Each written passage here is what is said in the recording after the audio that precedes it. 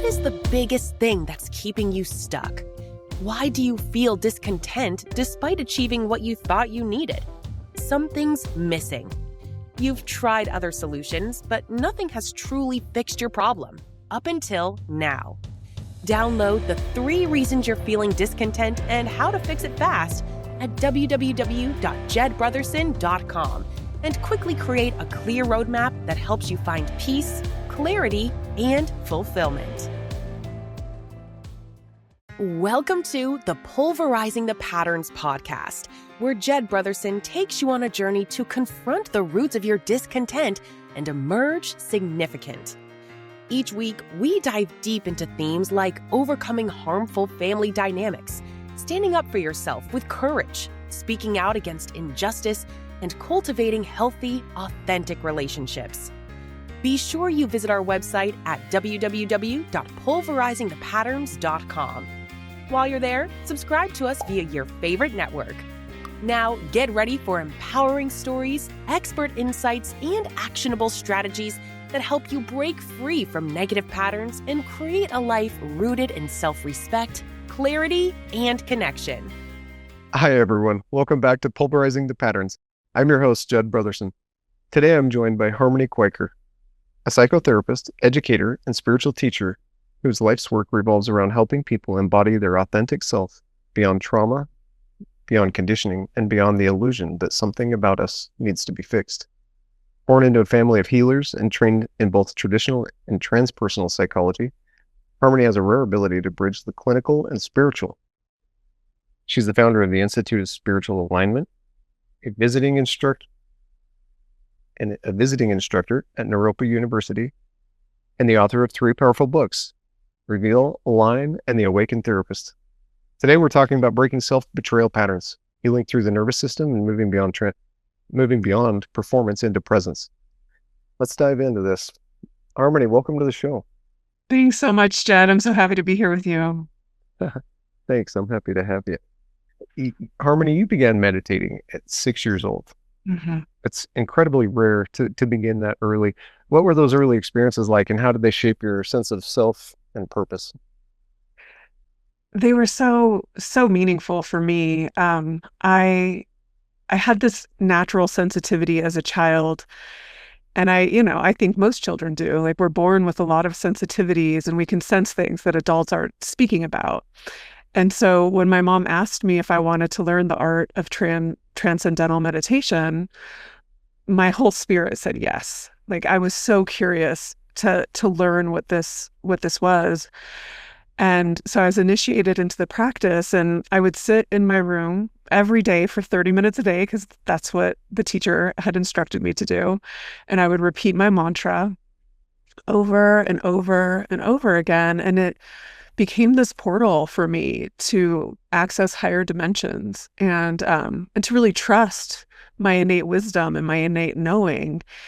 And the other thing that I really liked about it was that it was a private practice. It was just for me. It was something that I had that I could do privately, which felt just very sacred and special to me to have my own practice.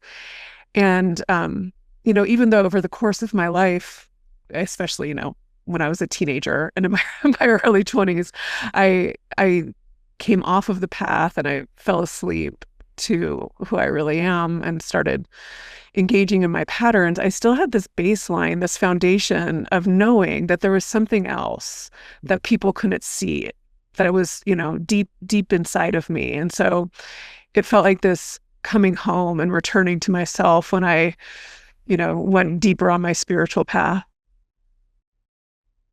That sounds familiar. You mentioned glimpsing your future self during meditation. Mm-hmm. How did that vision guide your life path? Yeah, it's such a great question. I'm not even sure that I know the answer, except for I had this, it was almost like an accordion of my life ahead of me. And I could see that the piece that felt very clear to me at the moment of receiving that insight was that the pain that I experienced in my humanity was going to serve a higher purpose. And so that was really sort of like the calling of understanding that I was here to be a healer, a teacher, and an author was not so much to achieve that success for my ego, but to make some sort of meaning out of all of this pain that I had experienced in this life. Yeah. How profound. Mm-hmm, mm-hmm. What was your journey like as you're talking about it, falling into your sleeping patterns, or through the teens and stuff? What was that journey like, integrating your upbringing with the formal clinical training? Yeah, so I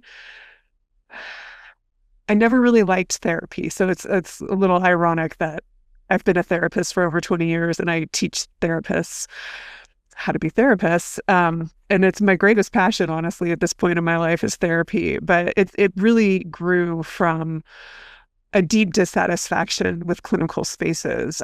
My mom was a breath worker, and in my house growing up, there were breathwork workshops, chanting, breathwork happening every day, all day at my house, in the hot tub, in my mom's office, while I was sitting there watching cartoons. And I I had experienced breathwork myself, and I would assist in her workshops, and I would dive into the practice. For those who are listening who don't know, breath work is a deeply transpersonal contemplative practice where we tap into conscious connected breathing, where we're not efforting to breathe, we're opening to the breath itself and allowing the consciousness of the breath to move through us. It's a sacred yogic practice that comes from the lineage of Kriya Yoga. But I had these profound experiences, but when I found myself suffering with an eating disorder, with depression, I decided to seek out counseling, and I felt so small and missed and more identified with my pain after having sat with a therapist. And I felt very confused as to why therapy wasn't a transformative experience for me. And I tried many times throughout my life, even after I had had a degree in clinical psychology. And that's when I found transpersonal counseling. And it really was this key that unlocked the magic of healing, where the experiences that I had growing up with transpersonal contemplative practices, I can learn and create my own authentic way of being a therapist that isn't like what you see on TV and isn't like probably what most people listening have experienced as a therapist, as a client, because it's beyond personal identity. And that's really what transpersonal means. Yeah. Could you describe that a little bit more? Like which part of ourself is it helping us dive into? Mm-hmm. Yeah, so I teach Gestalt therapy at Naropa University, and Gestalt is really the only transpersonal therapeutic approach that is recognized by the American Psychological Association as being valid. And transpersonal really rests on ideas of holism, and holism and Zen Buddhism were embedded in Gestalt theory when it was first originated in the 1930s. And holism essentially, and Gestalt essentially, means that the sum is greater than the whole is greater than the sum of its parts. And so it's not that we aren't engaging with a person's psychology or their meaning making or how, their hyper-identified self of the ego. It's that we are understanding the way that a person's meaning making is pulling them out of presence, is pulling them out of contact with life itself. Yeah. And so we're also paying attention to the somatic sensations. We're listening to the client's spiritual nature, their soul, as the guide of their healing, as opposed to me being the expert who has the solutions. I'm not engaging in the therapeutic process from my personal identity as a therapist, which means I've had to do my own work to arrive at this place as well. But when we're not engaging from our personality with our client's personality, the potential to access the mystical and spiritual dimensions of human nature increase exponentially. Yeah, that makes sense, because you're definitely not bringing a judgment or any of that in. So you transcend all of that. Exactly right. Like there's no right way for a client to be. We understand that the way a client's suffering or distress is presenting itself is an expression of the way that they've adapted to an environment that isn't designed for their well-being. And so there's a lot of wisdom in those distress patterns. There's a lot of wisdom in the way people sabotage themselves or believe their limitations. And so we're listening for the wisdom that's embedded in those patterns and trusting that that wisdom holds the key to unfolding the person's healing and integration and transformation. Yeah, I like that. Mm-hmm. They can uncover the riddle of knowing thyself. Mm-hmm. Your work highlights how deeply our nervous system is involved with the habits that we Mm-hmm. can't seem to shake. Can you explain how these patterns of self-betrayal form? Absolutely. So the nervous system loves certainty and loves familiarity. So our patterns, although distressing, our thoughts, even when they're sort of contracted and unkind to ourselves and other people, they're familiar.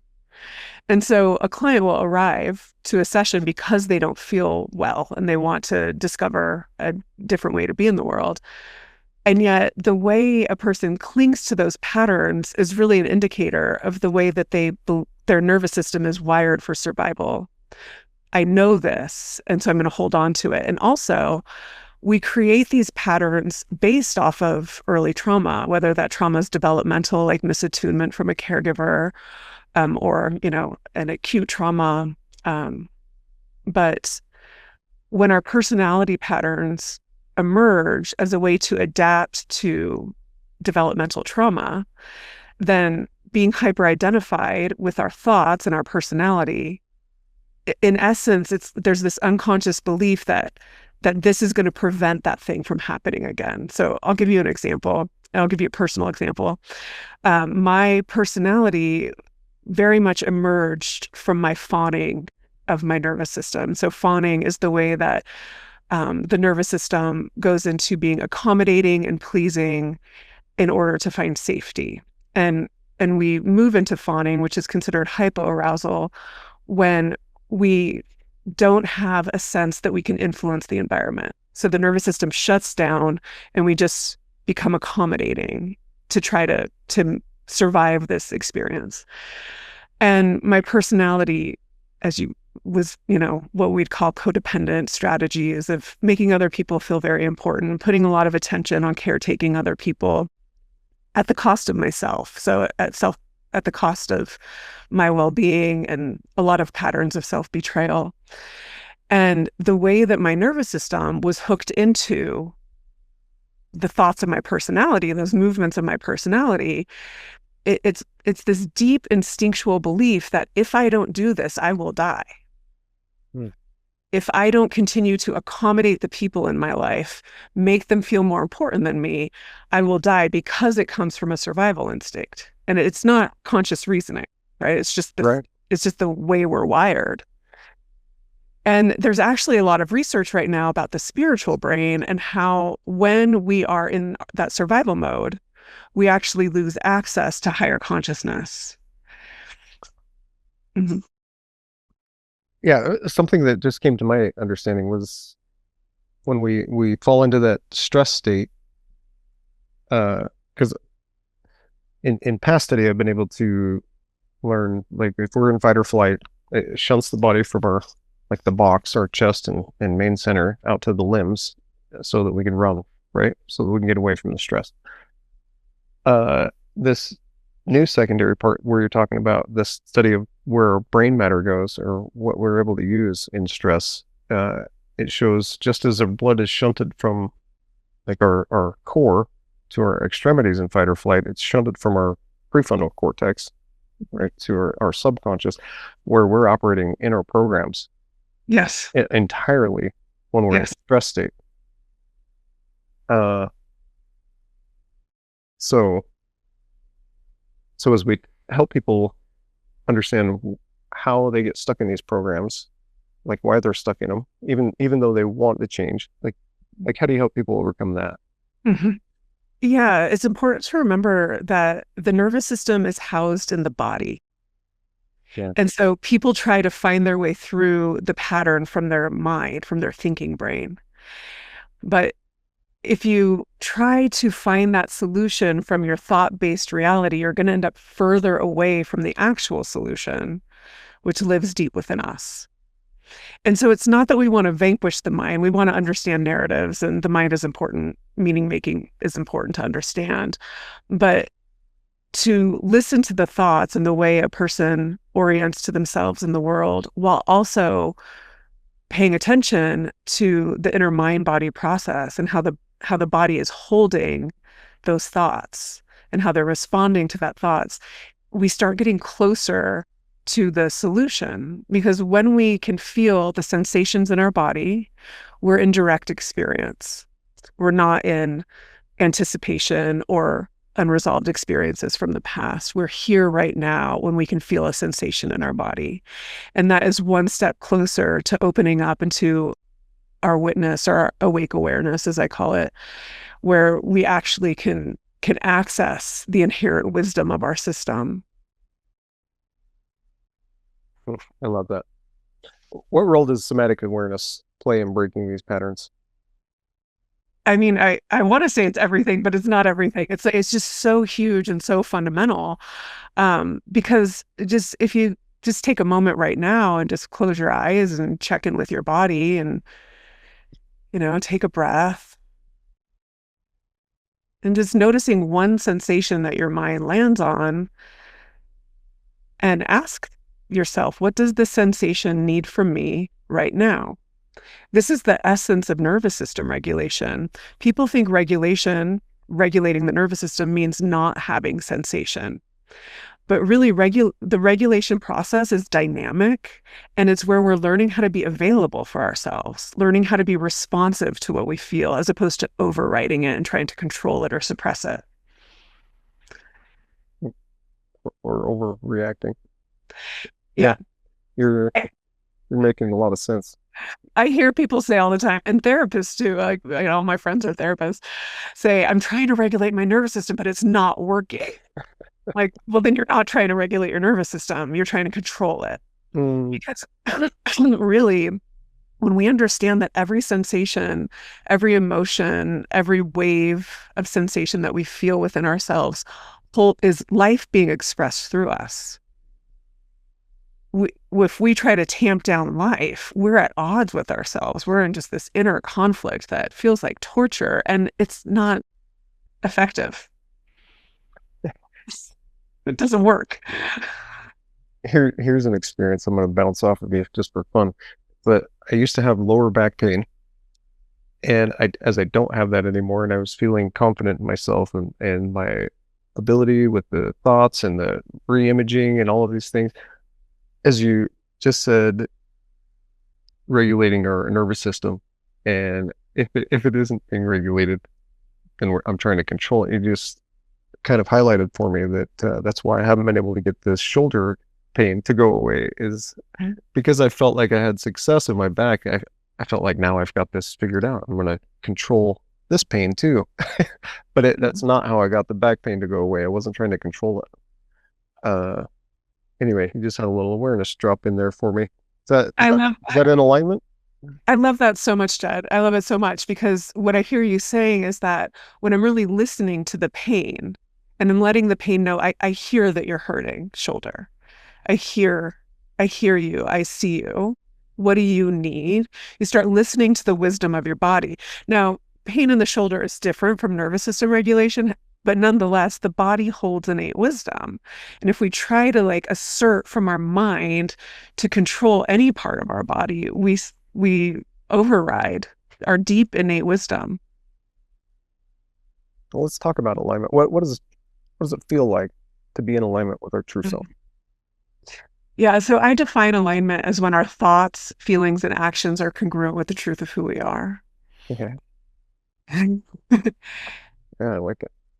Yeah. And so, most people notice that they're out of alignment because their thoughts are coming from their ego and aren't congruent with their true nature. their deeper, truer self. They're sort of trying to work out unresolved experiences from the past through their attachment wounds or projections, etc. And a lot of times I see people hide their authentic truth in an effort to try to control the people around them. If I don't share my vulnerability, then these people will stay. And that's a very young strategy. It's a very, young way to move in the world, where we deny ourselves in an effort to try to control the environment. And they're out of alignment, and they're wondering why. Why are my relationships not fulfilling? Why do I feel, why do I have social anxiety? Why do I feel this way? And so to really listen to that deeper longing and those deeper needs that are beneath our thought-based reality, embedded within our emotions and sensations, we can start to come closer to our true nature through reparenting and, staying connected to ourselves, as opposed to disconnecting from ourselves to try to get connection outside of ourselves. We so often seek that connection outside, don't we? And this comes back to the nervous system, Jed, because the amygdala, the emotional center of the brain, is scanning the environment for threats to safety all the time. It's its job. And the 4 threats to safety that the amygdala is searching for include judgment, incongruent, the unknown, and a physical threat. And so if we're looking outside, let's say, to see if people judge us, and this, we can, reference this with performance anxiety or public speaking, fear of public speaking, right? The amygdala is like, I don't know, are people out there judging me? And then dysregulated. And so if we're looking outside and sensing outside of ourselves, but we're not including ourselves, am I judging myself? How am I relating to myself? Then there's another way we come off balance, because and this is my language, and it comes from a very non-dual place, but we're essentially making other people God. We're making them the source of our okayness, our source of our lovability and enoughness, as opposed to reconnecting and aligning with our true source of belonging, our true source of love that lives within us. I like that. So if we're connected to the true source of love within us, then our anxiety is reduced. Oh yeah.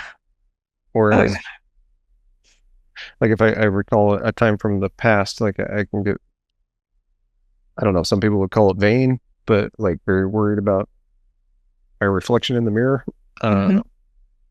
for what people might be thinking about me. And as I look back at it, I can kind of think that it's silly, but in the moment, it would put me in a stress response and then shut down your ability to make the next right decision.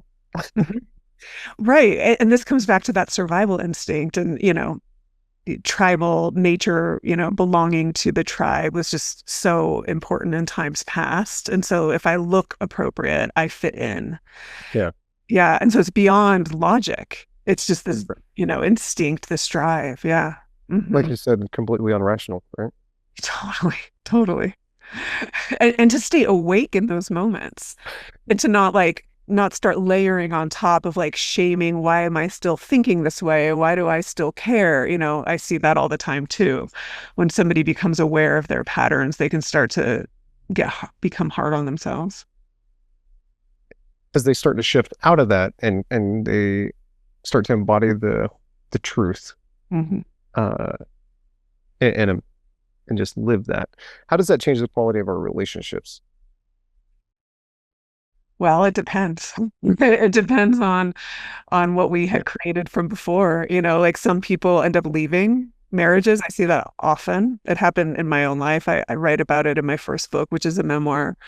But it's when our relationships are dependent on our self-betrayal, the relationships aren't going to sustain once we learn how to honor ourselves. And that's just the way it is, unless the other person wants to change and cares about us honoring ourselves. Otherwise the relationship just kind of fizzles out. When both people genuinely want to learn how to be in true connection, not in habitual patterns of attachment wounding and trying to make one another be something so that they don't have to feel whatever they don't want to feel, which is a really common experience in couples. Mm-hmm.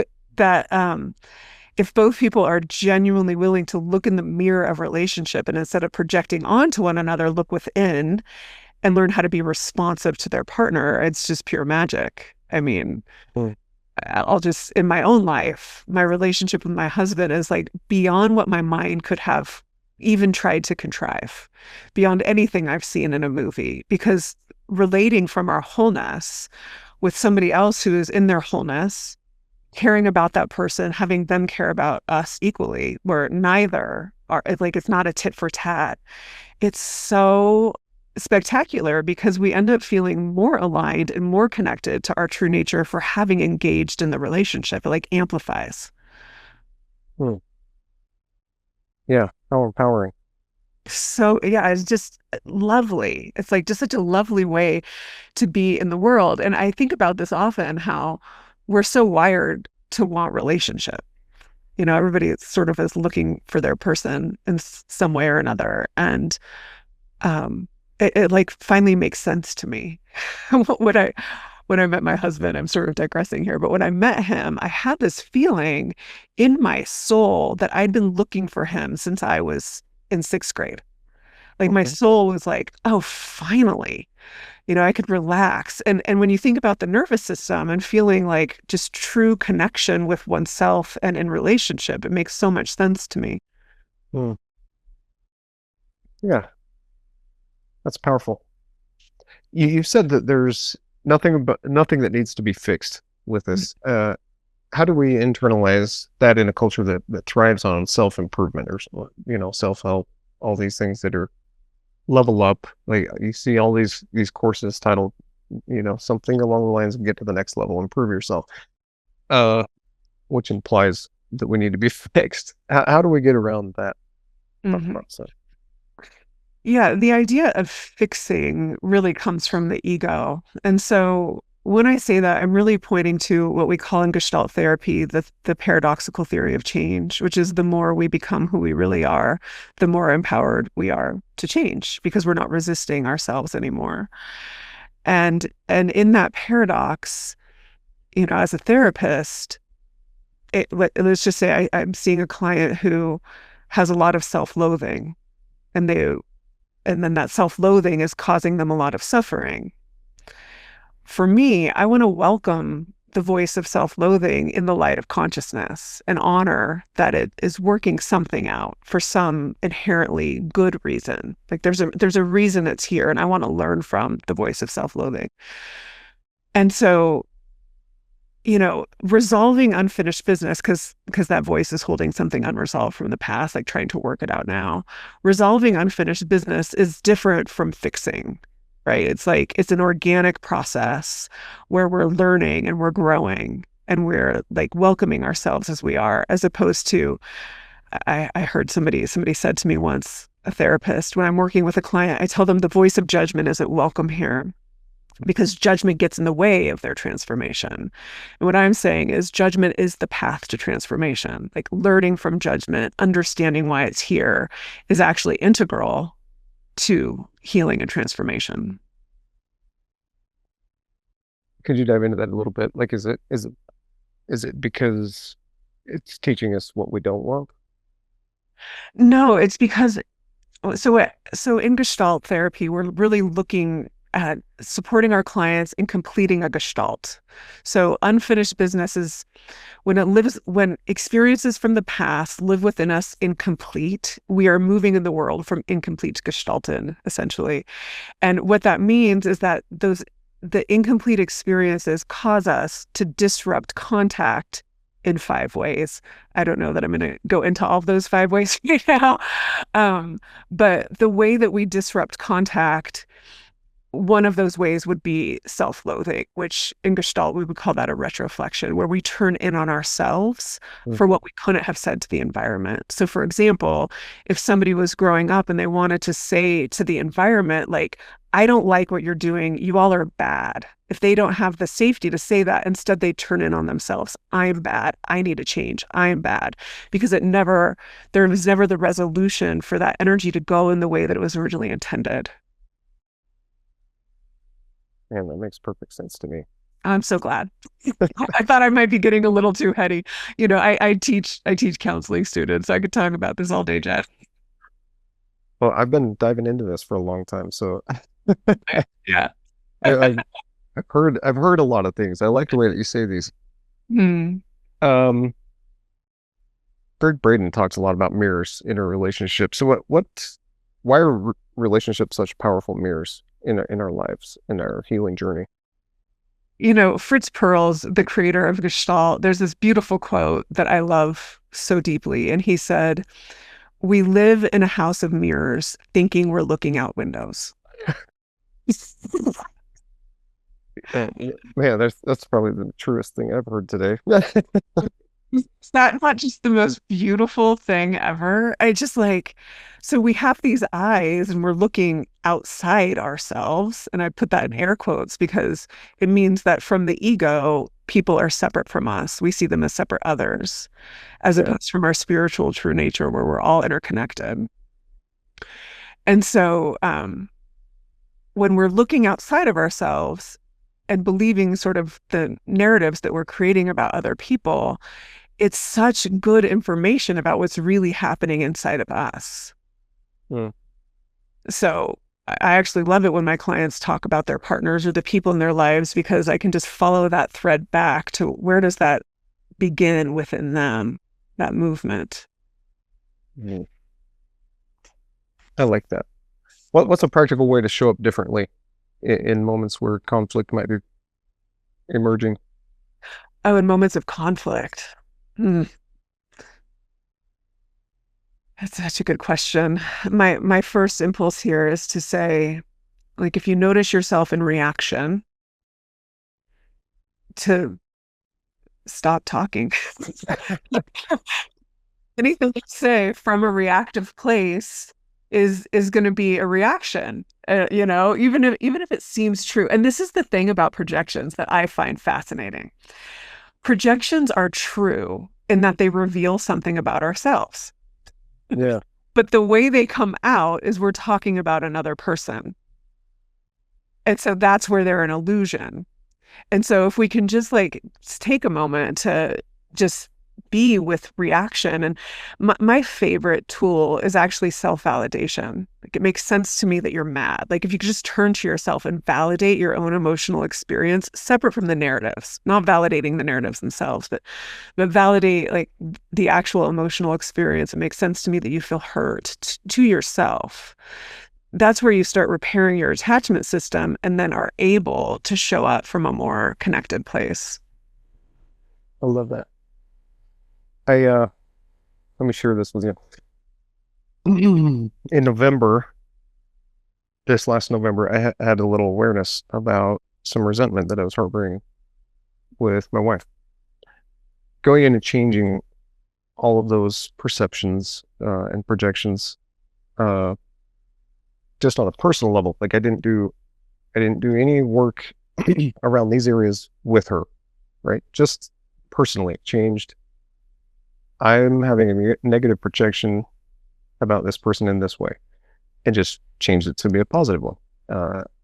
And I mean, it's less than 6 months, right? Or is it getting to be 6 months? Anyway, it's not a very long time period. And just in that time period, and just changing my projections to be positive and just always good. She just received an award in New York for public speaking, right? It's really great opportunity, big company. It's just an amazing thing.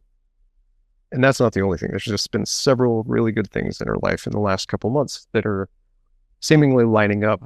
But what can you tell people about so as I was able to see the mirrors of what I needed to learn inside of that and change that within me.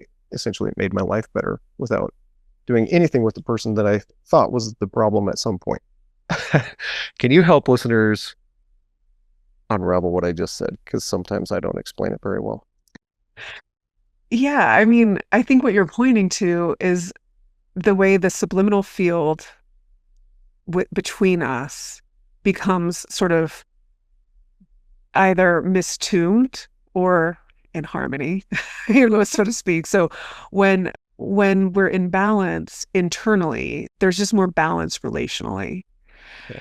And even if we're not telling somebody that we resent them, they still feel it. Their spirit feels it. Their nervous system feels it. They feel less safe in the world. But yeah, I just got the chills when I said that. But when we feel like that true sense of safety, we're designed to want to feel safe in connection. That's where we thrive in humanity, and we can feel that difference so much. Like it frees up this energy inside of us that we don't even know. It's in part why I clean up my own energy every morning and every night. Yeah. So important. That kind of ties into this next part. Like, how do we walk the line between honoring what's true for us and not absorbing what isn't ours, right? That's part of your practice every day. Absolutely. Absolutely. I mean, I'd say the clearest way that we can know what is ours is just by continually emptying ourselves out of everything that isn't who we truly are, whether that means other people's energy, unresolved experiences. For example, so many of our thoughts that we have in adulthood actually stem from what we call introjections, which is another content disturbance, introjections that we've acquired in childhood, beliefs from the way other people treated us that made their way into our personality. Yeah. And so even clearing that from our system helps us actually understand who we are. But I think what you're pointing to here is that when it's like when we are really doing our own work of showing up in integrity and cleaning up our side of the street when we've been, unkind to somebody in our life, even with our thoughts, like what you were saying, or our actions, then we see more clearly, we feel better, and we're not avoiding, like spiritually bypassing or cognitively bypassing our experience. Like we're really looking within. But there is sort of like a murky place in relationship that I think you're pointing to, where sometimes, especially if we're highly sensitive beings like myself, we start feeling things that aren't ours, but we start working as if it is ours. And so I think it's just something we need to know about ourselves. Like if you're a highly sensitive being, start checking out, does this belong to me? Is this mine to process, or does this belong to somebody else? I love it. When you just brought up spiritual bypass, and I realized I forgot to ask you to define that term earlier. Can you tell us what that is when we're spiritually bypassing? Yeah, when we're taking spiritual ideology and spiritual dogma and acting as if we're okay with something because we think it's spiritually lofty to align with these principles as opposed to what's true for us. Mm-hmm. Right. So how do we, going into like therapists and coaches and what you do, how do you get them to use their state of consciousness as part of the healing space? Yeah. So I tell the therapists that I work with that for me, it's really important that even though my training institute is called the Institute for Spiritual Alignment, I talk a lot about spirituality. When I'm sitting with a client, I do not insert any spiritual ideology or dogma. I don't want any idea that I have about what it means to be aligned or connected or in higher consciousness to influence my clients. I want them to discover their way there on their own with their own awareness. I definitely offer interventions and suggestions of how they can be with themselves and then see how that feels for them, and then we're just continually listening to their system. But the most important thing is that we start noticing the way they hook into their thought-based reality as truth, and we invite them to see their thoughts. The moment they're witnessing their thoughts, they're no longer identified. They're now the witness. And this is where the unfolding of a session really becomes dynamic.